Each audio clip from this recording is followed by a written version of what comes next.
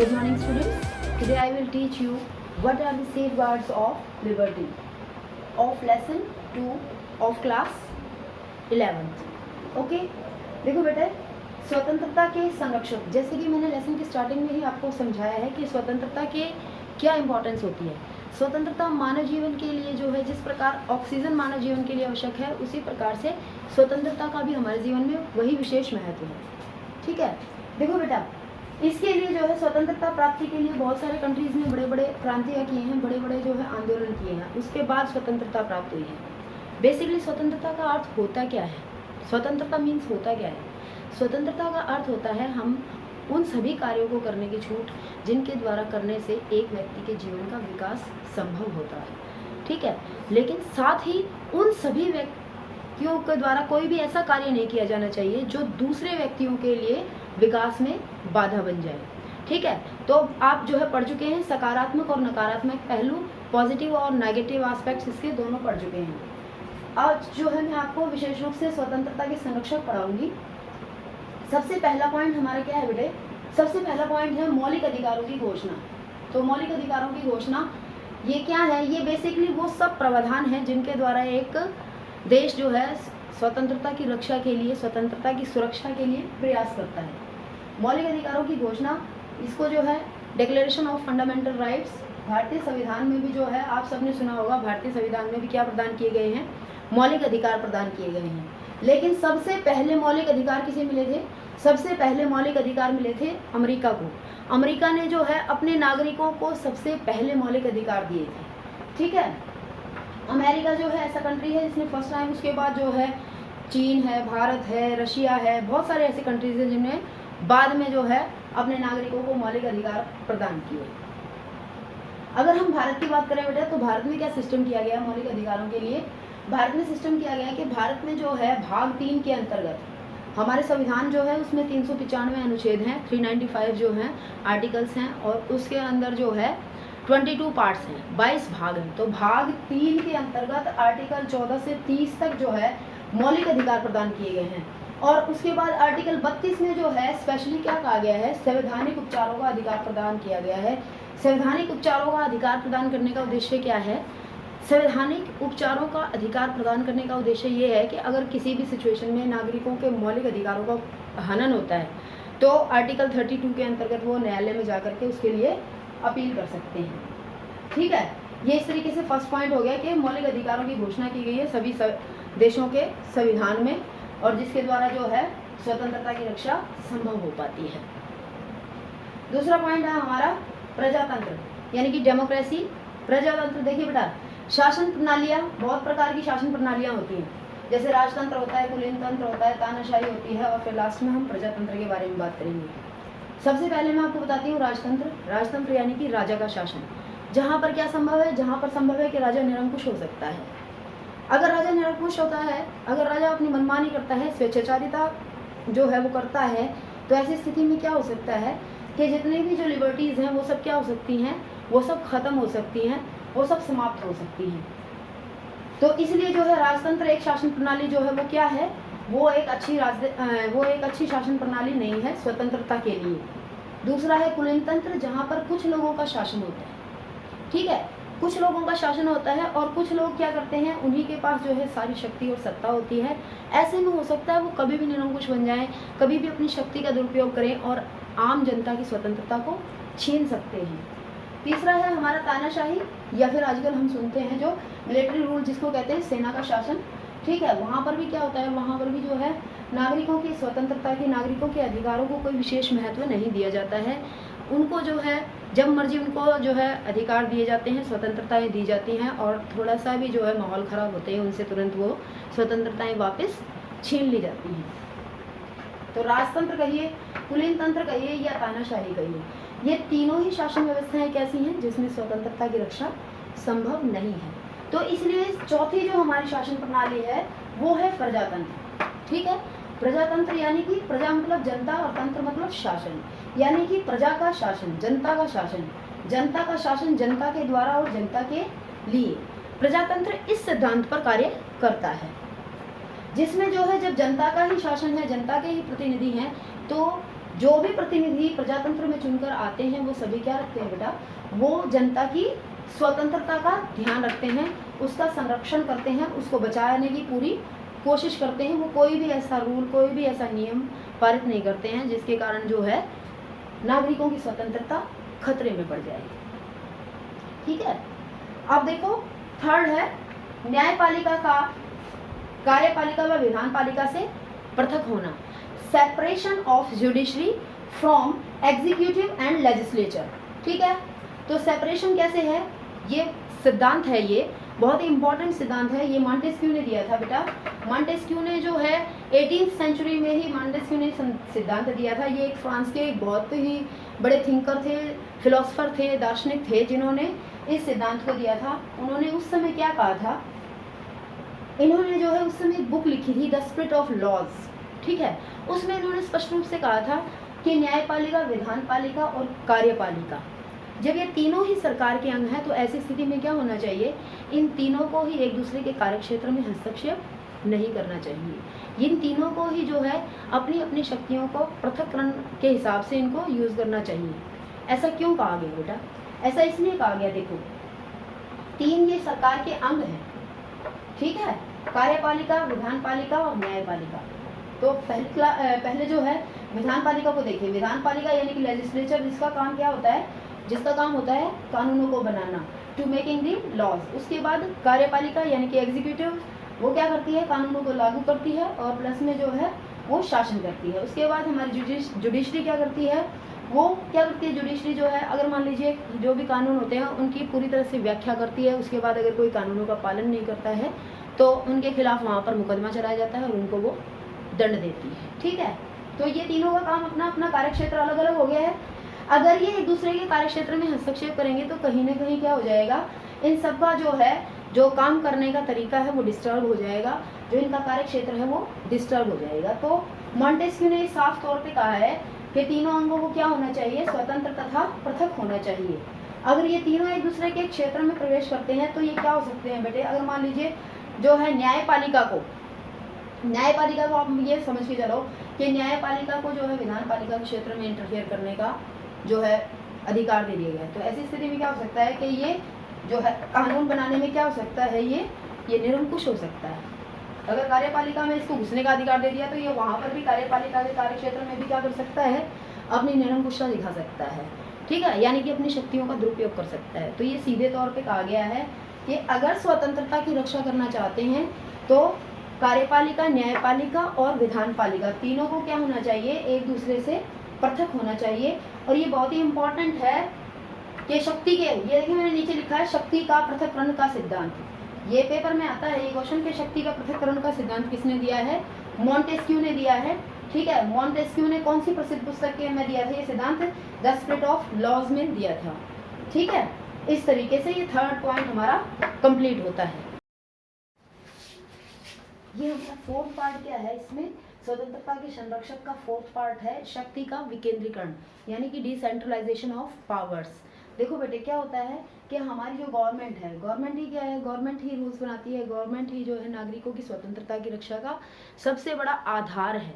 ठीक है, तो गवर्नमेंट जो है अगर डेमोक्रेटिक गवर्नमेंट है तो ऑलरेडी क्या है कि स्वतंत्रता वहाँ पर ज़्यादा सेफ है, लोग वहाँ पर ज़्यादा लोगों को अधिकार मिले होते हैं।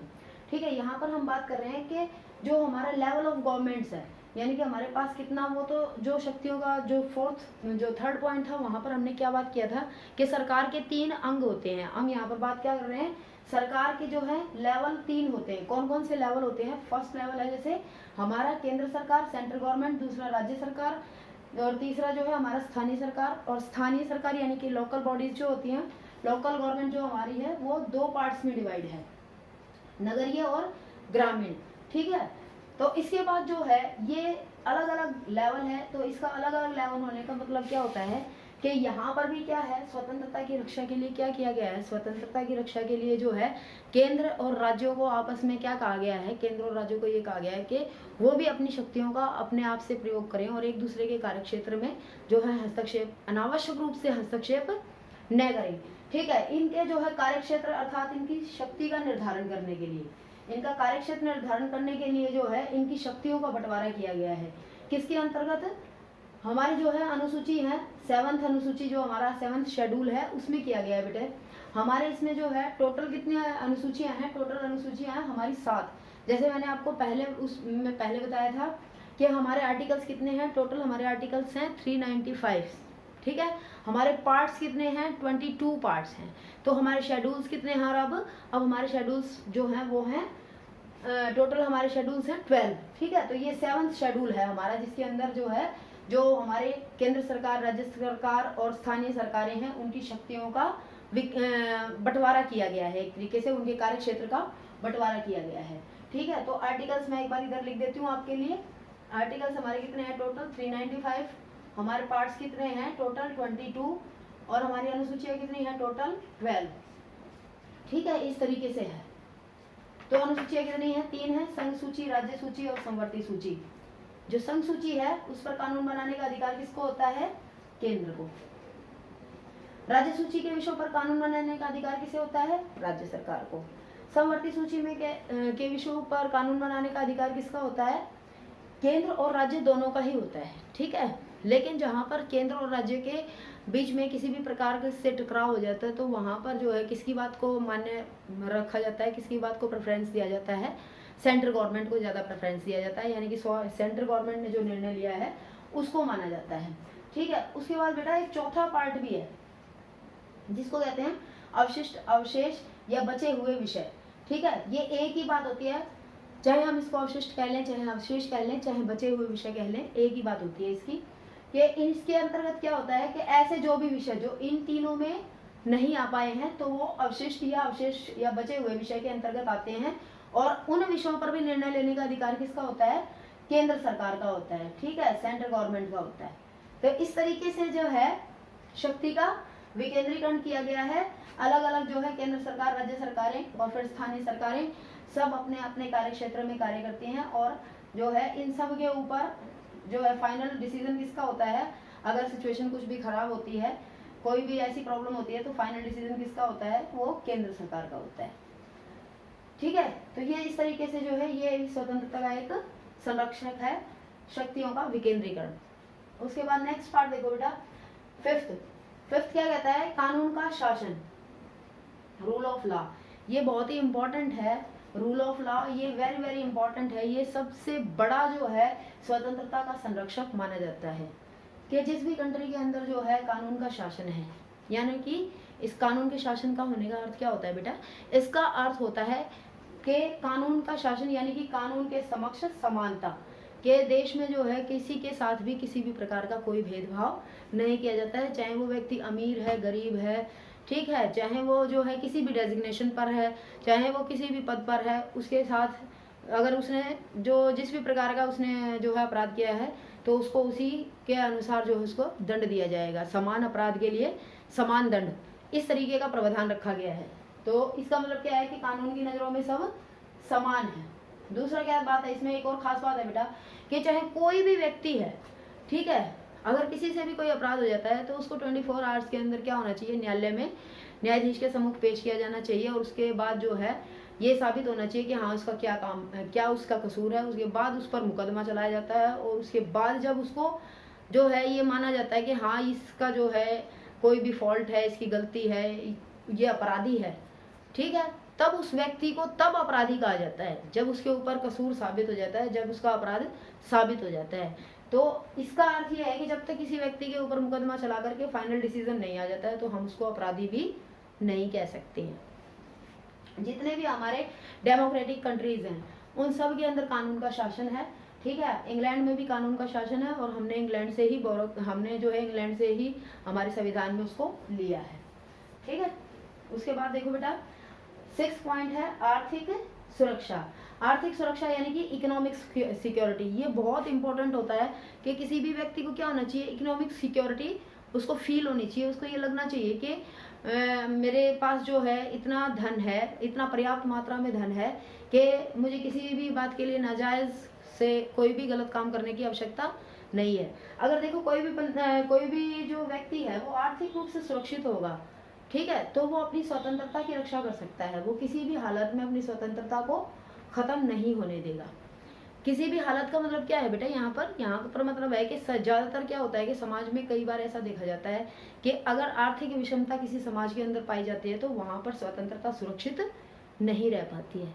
आर्थिक विषमता का क्या अर्थ होता है? देखो, आर्थिक विषमता का अर्थ होता है कि समाज में जब दो ही वर्ग रह जाए, ठीक है, दो ही वर्ग, कौन से? समाज में केवल दो ही वर्ग, या तो बहुत अमीर या फिर बहुत गरीब। अगर इस तरीके का जो है इस तरीके की प्रॉब्लम पाई जाती है, इस तरीके की सोसाइटी पाई जाती है, तो उसको क्या कहते हैं? Economical imbalancing. ठीक है, तो उस इकोनॉमिकल इम्बैलेंसिंग में क्या होता है, विषमता में क्या होता है कि जो है शोषण, अमीर जो कैटेगरी के लोग होते हैं वो गरीबों का शोषण करते रहते हैं। ठीक है, क्योंकि गरीब लोग क्या होते हैं, वो बेचारे भूख के, हंगर के और अनएम्प्लॉयमेंट के शिकार होते हैं।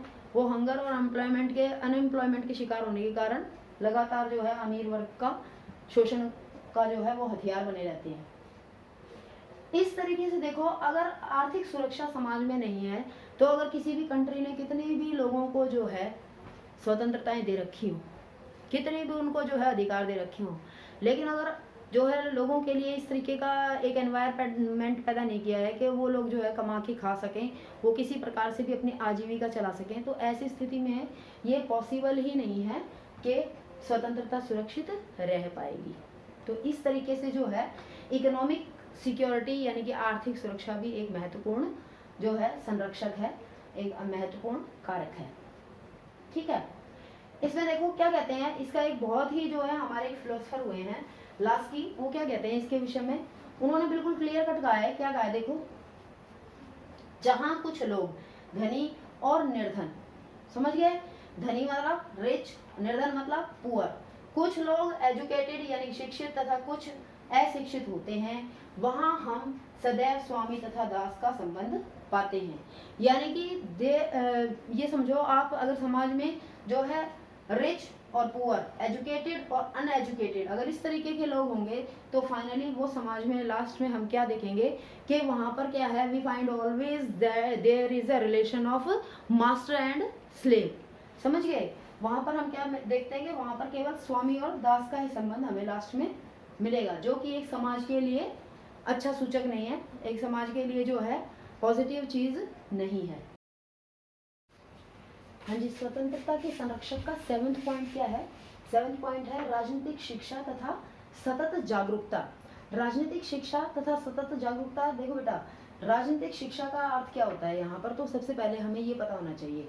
राजनीतिक शिक्षा का अर्थ होता है कि राजनीति में जो राजनीतिक गतिविधियां होती रहती हैं उनके अंदर भागीदारी, राजनीतिक गतिविधियां जो चलती रहती हैं उनके अंदर भागीदारी होनी चाहिए। जैसे वोट डालना, चुनाव में प्रत्याशी के रूप में चुने जाना, कि कोई जैसे वोटिंग से होती है तो उसके अंदर जाकर के किसी भी व्यक्ति को जैसे वोट डालने का अधिकार मिला हुआ है तो इसका मतलब उसको राजनीतिक जो है अधिकार प्राप्त है। और अगर उसको ये पता है कि उसको अपने वोट का किस प्रकार से प्रयोग करना है तो इसका मतलब वो राजनीतिक रूप से जागरूक है, वो जानता है कि उसको जो वोट डालने का अधिकार है उसे किसे वोट डालना है। ठीक है, दूसरा है चुनाव में प्रत्याशी। चुनाव में प्रत्याशी का अर्थ क्या होता है कि केवल जो है एज ए वोटर ही नहीं बल्कि एज ए इलेक्टेड मेंबर की तरह, यानी कि आप रिप्रेजेंटेटिव के रूप में भी क्या कर सकते हैं, अपनी भागीदारी निभा सकते हैं। उसके बाद जो है सरकार बहुत सारे काम करती रहती है तो हम सरकार के कार्यों की आलोचना कर सकते हैं। ठीक है, अगर सरकार के कार्यों की आलोचना कर रहे हैं तो इसका मतलब ये भी क्या है, हमें सरकार के कार्यों का ज्ञान है तभी हम आलोचना कर रहे हैं ना। ठीक है तो राजनीतिक शिक्षा होनी बहुत ज़्यादा जरूरी है। लेकिन ये राजनीतिक शिक्षा होगी कब, जब व्यक्ति क्या होंगे, जब व्यक्ति को इन राजनीतिक शिक्षा के अंतर्गत ये सारी चीज़ों का ज्ञान कब होगा बेटा, इन सब चीज़ों का ज्ञान कब होगा, जब वो व्यक्ति क्या होगा, शिक्षित होगा, पढ़ा लिखा होगा।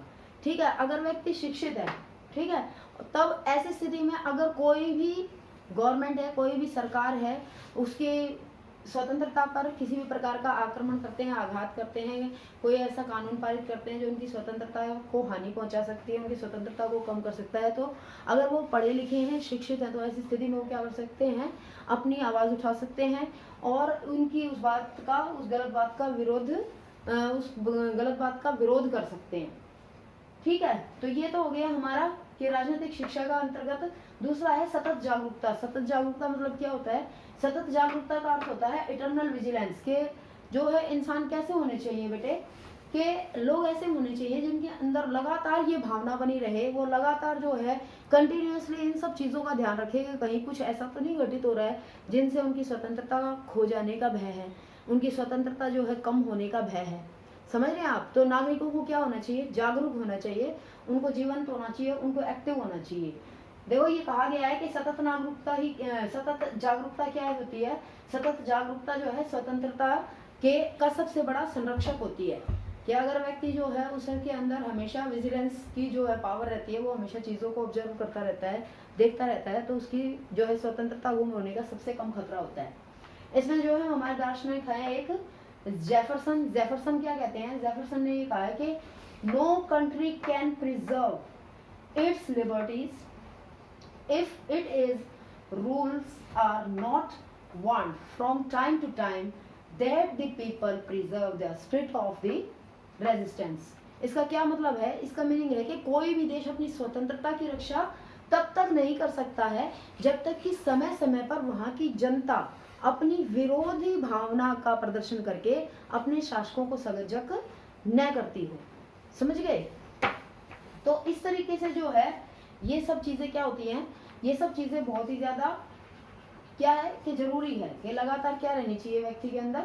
सतत जागरूकता बनी रहनी चाहिए। ठीक है। उसके बाद देखो बेटा, उसके बाद क्या है कि उसके बाद अगला पॉइंट हम करते हैं। उसके बाद अगला पॉइंट है 8th पॉइंट, मजबूत विरोधी दल यानी कि स्ट्रॉन्ग ऑपोजिशन पार्टी। देखो सरकार के दो अंग होते हैं, सरकार के दो पक्ष होते हैं, अंग नहीं। अंग कितने होते हैं? सरकार के 3 अंग होते हैं, कार्यपालिका, न्यायपालिका और विधान पालिका। तो यहाँ पर मैं बात कर रही हूँ सरकार के पक्ष की। सरकार के 2 पक्ष होते हैं। 2 पक्ष कौन से होते हैं? एक तो सत्तारूढ़ पक्ष। कौन सा होता है सत्तारूढ़ पक्ष? जो शासन कर रहा होता है, जो रूलर पार्टी होती है वो। और दूसरी होती है विरोधी पक्ष यानी कि अपोजिशन पार्टी, जो विजयी नहीं होती है लेकिन वो सत्तारूढ़ पक्ष के कार्यों पर निगरानी रखती है। तो मजबूत विरोधी दल का होना भी बहुत ज्यादा जरूरी है। तो अगर मान लीजिए कोई भी ऐसा कार्य कर रहा है सत्तारूढ़ दल, जिससे लोगों की, अगर कोई भी ऐसा कानून पारित कर देता है जिससे लोगों की जो है स्वतंत्रता को खतरा है, तो ऐसी स्थिति में जो है अगर विरोधी पक्ष मजबूत है तो वो तुरंत उसके निर्णयों की क्या करेगा? आलोचना करेगा, ऐसा करने से हर संभव प्रयास करेगा रोकने का। ठीक है। जैसे आपने ना इसका करंट एग्जाम्पल भी देखा होगा कि अब की बार जो है सरकार ने कई मजबूत फैसले लिए, तो उनके पीछे जो है विरोधी पक्ष ने काफी आवाजें उठाई, लेकिन कोई मजबूत विरोधी पक्ष न होने की वजह से क्या नहीं हो पाया, किसी भी फैसले को जो है हम जो है उस पर जो है रोक पाने में जो है सक्षम नहीं हो पाए। और फाइनली जो है सरकार ने जितने भी फैसले लिए, हालांकि सारे फैसले क्या थे, वो हमारी कंट्री के लिए जो है बेनिफिशियल हैं, हमारी कंट्री के लिए फायदेमंद हैं, इसलिए जितने भी फैसले लिए गए सरकार के द्वारा वो सब जो है लागू हो गए। तो यहाँ पर जो है ये पॉइंट क्या बता रहा है? ये पॉइंट तो ये बता रहा है ये संरक्षक होते हैं कि विरोधी दल भी क्या होते हैं? विरोधी दल भी स्वतंत्रता के संरक्षक होते हैं। वो भी ये जो है एक तरीके का काम करते हैं कि स्वतंत्रता को, लोगों की स्वतंत्रता को बचाए रखने में महत्वपूर्ण रोल अदा करते हैं। उसके बाद 9th पॉइंट देखो बेटा, स्वतंत्र प्रेस यानी कि फ्री प्रेस। स्वतंत्र प्रेस का अर्थ क्या होता है? स्वतंत्र मतलब उसके ऊपर किसी प्रकार का कोई बंधन नहीं होना चाहिए, उसके ऊपर कोई प्रतिबंध नहीं होना चाहिए। प्रेस जो है यानी कि जो हमारे समाचार पत्र वगैरह होते हैं, जो हमारी मीडिया है, वो पूरी तरह से क्या होनी चाहिए? स्वतंत्र होनी चाहिए।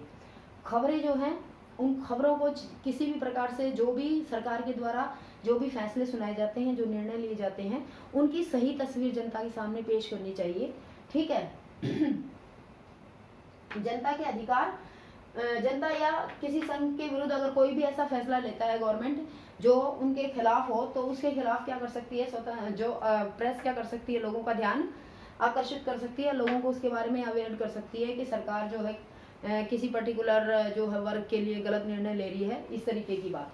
दूसरा क्या है कि प्रेस को हमेशा ध्यान रखना चाहिए कि अगर उसे स्वतंत्रता प्राप्त है तो इसका अर्थ ये नहीं है कि वो क्या करे, वो अपनी शक्ति का दुरुपयोग करे, वो झूठा प्रचार करे, या वो जो है लोगों को इस तरीके की जो है न्यूज़ दे जिससे कि लोगों के अंदर एग्रेशन की भावना पैदा हो, द्वेष की भावना पैदा हो। तो इस तरीके का एनवायरनमेंट जो है वो पैदा नहीं करना चाहिए। प्रेस को ये ध्यान में रखना चाहिए। देखो बेटे, प्रेस का जो है बेसिक काम क्या होता है? सर, प्रेस का बेसिक काम होता है जनमत निर्माण करना। ठीक है। सबसे जो है मूल काम जो है जो बेसिक काम जो है वो क्या है प्रेस का, कि जनमत निर्माण करना। जनमत मतलब जन मतलब लोग, मत मतलब राय। तो लोगों की राय को जो है ये कहीं ना कहीं क्या करते हैं, लोगों की राय को बनाने का काम जो है प्रेस के द्वारा किया जाता है। क्योंकि बहुत सारे लोग हैं जो न्यूज़ देखते हैं, जो इस बात पर लगातार नज़र बनाए रखते हैं कि मीडिया क्या क्या जो है सूचनाएं देती रहती है टाइम टू टाइम। तो ऐसी स्थिति में ये बहुत ही जो है महत्वपूर्ण कार्य हो जाता है प्रेस के लिए कि वो अपने कार्यों के प्रति पूरी तरह से क्या रहे, सजग रहे और अपनी शक्ति का और अपने जो है शक्ति का दुरुपयोग ना करे। ठीक है। तो और साथ ही गवर्नमेंट को भी क्या नहीं करना चाहिए, गवर्नमेंट को भी किसी प्रकार का कोई प्रतिबंध इस पर नहीं लगाना चाहिए। तो स्वतंत्र प्रेस क्या होती है, वो भी स्वतंत्रता की संरक्षक होती है। ठीक है। ये लेसन जो है ये लेसन का ये जो स्वतंत्रता के संरक्षक, ये वाला जो हमारा क्वेश्चन है ये इस तरीके से कंप्लीट हो जाता है। ये 6 नंबर में क्वेश्चन आ जाता है मैक्सिमम टाइम। ठीक है। या फिर जो है इसके किसी भी पार्ट को इंडिविजुअली भी पूछा जा सकता है। ठीक है। जैसे स्वतंत्र प्रेस से आप क्या समझते हैं। ठीक है। ये जो है इंडिविजुअल क्वेश्चन हो सकता है। इसके अलावा राजनीतिक शिक्षा तथा सतत जागरूकता ही स्वतंत्रता का मुख्य संरक्षक है, इसे एक्सप्लेन कीजिए। ये 4 नंबर में आ सकता है। ठीक है। इसके अलावा जो है मैंने आपको और क्वेश्चन करवाए हैं कि शक्तियों का पृथक्करण किस प्रकार से स्वतंत्रता का संरक्षक हो सकता है, और शक्तियों के पृथक्करण के अलावा विकेंद्रीकरण, शक्तियों का विकेंद्रीकरण किस प्रकार से जो है स्वतंत्रता का संरक्षक हो सकता है। इस तरीके से बेटा आपको जो है ये क्वेश्चन ऐसे भी आ सकता है। ठीक है। एक कलेक्टिव क्वेश्चन भी आ सकता है और ये जो पॉइंट्स हैं ये इंडिविजुअल भी क्वेश्चन के रूप में आ सकते हैं। इसके अलावा खास बात क्या रखनी है आपको याद, कि जो क्वेश्चन को थोड़ा अच्छा बनाना चाहते हैं आप, तो आपको ये स्टेटमेंट्स जो है याद करनी होंगी। ये जो कोटेशंस होती हैं अलग अलग थिंकर्स की, फिलोसफर्स की, जिस भी पर्टिकुलर पॉइंट के अंदर जो स्टेटमेंट दी हुई है आपको वो स्टेटमेंट याद करनी चाहिए अगर आप अपने क्वेश्चन को अच्छा बनाना चाहते हैं तो। अदरवाइज तो जो है जैसा आप करेंगे वैसा ही जो है क्वेश्चन, उस हिसाब से ही नंबर आपको दिए जाएंगे। ठीक है। उसके अलावा जो है किसी भी क्वेश्चन को जब आप स्टार्ट कर रहे हैं तो उसको स्टार्ट के बाद उसको एंड करते समय निष्कर्ष लिखना, यानी कि कंक्लूड उसको करना, कंक्लूजन करना इस बात का जो है बहुत ज़्यादा ज़रूरी है। क्योंकि कंक्लूजन इस बात का सूचक होता है कि आपने पूरा क्वेश्चन जो है अटेम्प्ट किया है, उसको पूरी तरह से वाइंड अप किया है, उसको ठीक तरीके से जो है ख़त्म किया है। ठीक है। तो निष्कर्ष चाहे आप 2 ही लाइन का लिखें, आपको निष्कर्ष जरूर लिखना है। इसका निष्कर्ष आप कैसे लिखेंगे बेटा, कि उपरोक्त सभी बिंदुओं से हमें ज्ञात हो जाता है कि स्वतंत्रता के संरक्षक होना बहुत ही ज़्यादा ज़रूरी है, और स्वतंत्रता किसी भी एक संरक्षक के अभाव में जो है स्वतंत्रता खतरे में पड़ सकती है, और स्वतंत्रता का खतरे में पड़ जाना कहीं ना कहीं व्यक्ति के विकास के लिए जो है हानिकारक होता है। इस तरीके से आप आंसर को कंक्लूड करेंगे। आई होप ये आपको अच्छे से समझ में आ गया होगा। मैंने एक एक चीज़ डिटेल से करवा दी है। नाउ अब आपकी बारी है, इसको अच्छे से सुने और इसको याद करें। Thank you all of you.